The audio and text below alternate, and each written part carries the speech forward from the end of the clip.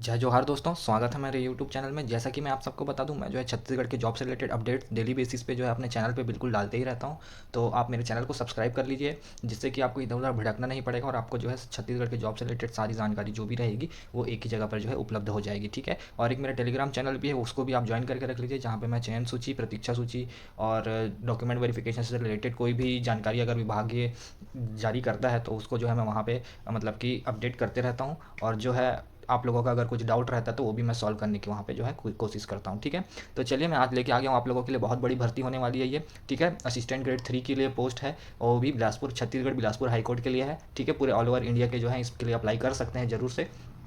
तो चलिए देख लेते हैं जो है आपका फॉर्म का डेट आप देख सकते हैं, जैसे कि 5 तारीख से जो इसका फॉर्म का चालू हो चुका है, 5/10/2023 से। और लास्ट डेट होने वाला 31/10/2023। ठीक है। तो इसके लिए जो है आपका पोस्ट देख लीजिए, असिस्टेंट ग्रेड 3 का रखा गया है। पे लेवल देख लीजिए आप, 19,500 से लेकर 62,000 के बीच में आपका पे ग्रेड होगा। लेवल 4 का पेमेंट मिलेगा आपको। टोटल पोस्ट रखा गया है 143 पोस्ट है। तो 143 में देख लीजिए आप, तो अनरिजर्व में 72 पोस्ट हैं, including 21 for women, 21 post women के लिए है और 4 पोस्ट दिव्यांग के लिए। ठीक है। एससी का देख लीजिए 23 पोस्ट है एससी के लिए, और इन 6 पोस्ट वुमेन के लिए है और 1 पोस्ट दिव्यांग के लिए। और एसटी का देख लीजिए 28 पोस्ट जो है एसटी के लिए है, उसमें से 8 पोस्ट वुमेन के लिए हैं, वुमेन एसटी के लिए, और 1 पोस्ट एसटी दिव्यांग के लिए। और वैसे ही ओबीसी में 20 पोस्ट हैं और 20 पोस्ट में से 6 पोस्ट ओबीसी वुमेन के लिए हैं और 1 पोस्ट ओबीसी दिव्यांग के लिए। ठीक है।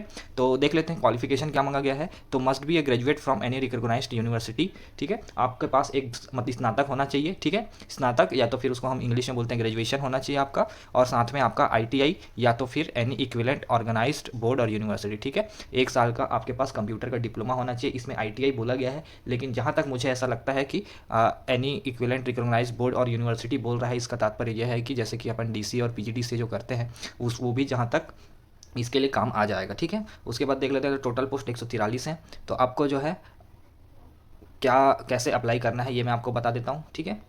तो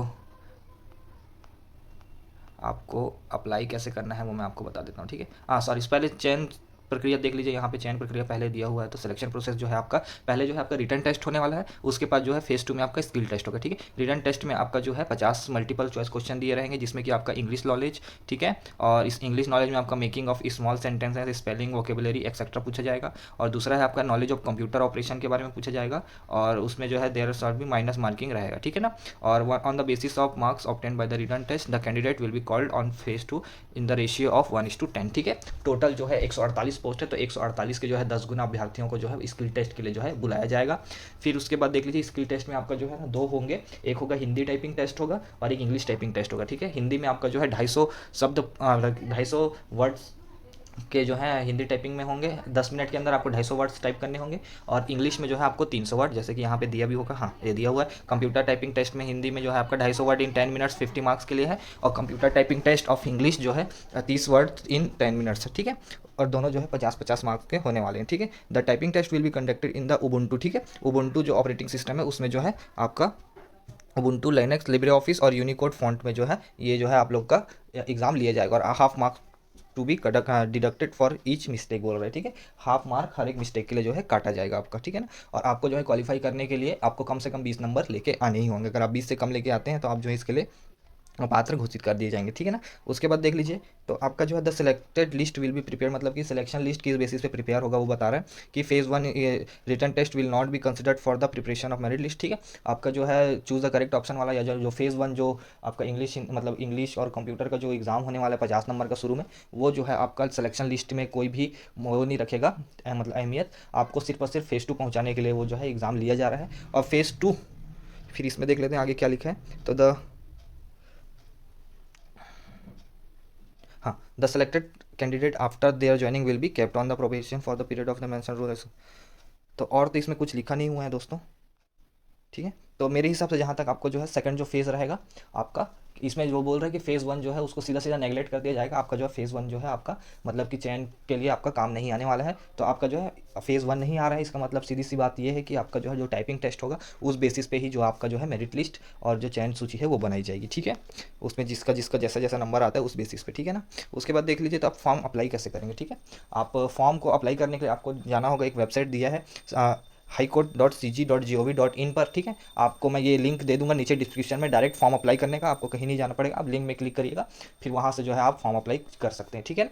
उसके बाद देख लीजिए यहाँ पे पूरा प्रोसेस दिया हुआ है, और इस पीडीएफ का भी लिंक मैं जो है अपने डिस्क्रिप्शन में दे देने वाला हूँ, तो आप जो है इस पीडीएफ को भी जो है डाउनलोड कर सकते हैं, और वर्ग वर्ग आराम से जो है बैठ के आराम से आप अच्छे से एडवर्टाइजमेंट को और डिटेल में अगर आपको जानना हो तो जान सकते हैं। और अगर कुछ भी डाउट होता है तो आप मुझे कमेंट में पूछ लीजिए, या तो फिर मेरे टेलीग्राम को चैनल को ज्वाइन करके रख लीजिए, जिससे कि वहाँ पे आप अपने डाउट जो है मुझसे पूछ सकते हैं, ठीक है। आप देख लीजिए फोटो जो है आपका कैसा कैसा होना चाहिए, आप जो भी डॉक्यूमेंट अपलोड करेंगे, फोटो, साइन या और कुछ भी डॉक्यूमेंट अगर मांग रहे हैं तो उसमें देख लीजिए, तो आपका जो है scan copy of the recent passport size colour photo, scan signature and thumb impression image should be in JPG और जेपीईजी फॉर्मेट, ठीक है।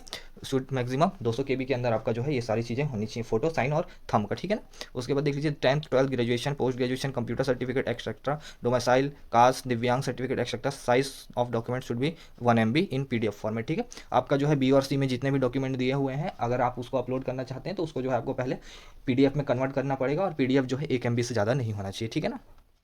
उसके बाद देख लेते हैं आगे, और कुछ तो नहीं दिया हुआ इसमें आपको बताने लायक। अगर आपको और कुछ भी डाउट होता है तो दोस्तों आप मेरे को कमेंट कर दीजिए, और या तो हो सकता है तो आप मुझे टेलीग्राम में मैसेज कर दीजिए, ठीक है। तो मिलते हैं अगले वीडियो में, तब तक के लिए धन्यवाद।